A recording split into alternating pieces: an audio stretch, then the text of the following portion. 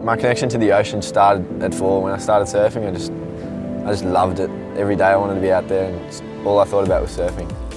My uncle was kind of like the daredevil of the family. I always looked up to him, and he kited, and I wanted to be my uncle, so I started kiting just like him, and just them letting me do what I wanted to do really helped me grow my confidence. They didn't set me back, they just let me make my own mistakes.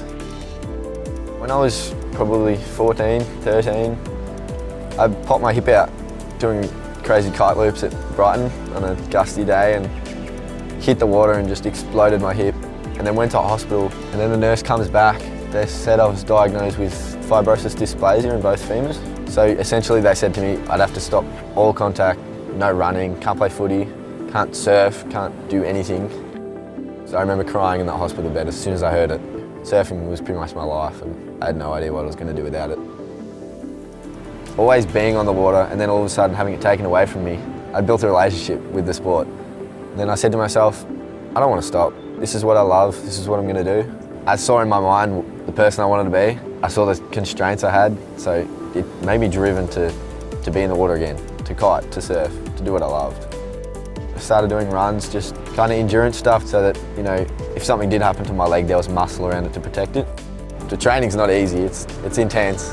Really, the work we put in and the work all the kiters put in, it's ridiculous. Like, it gets your sweat pumping. You go out on freezing days, you don't want to go out, but you have to, you know you got to train. You got to push yourself to get better.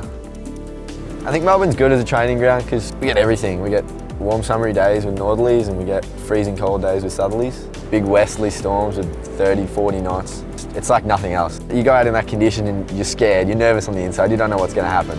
And then you go out and you realise, you know, I can do this, this is fun.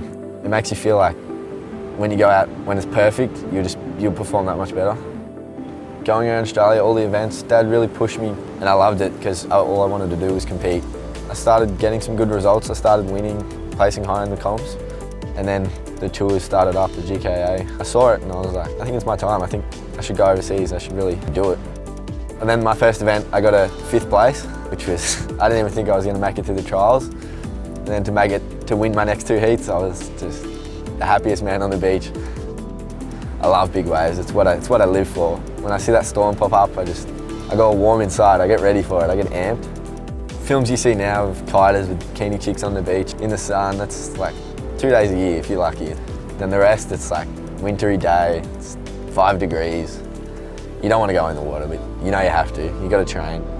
If I step out the door and it's 30 knots, there's rain howling into my face, I love it. But most people will be inside in the couch, warming up, but I'm out there, I'm getting cold, I'm loving it.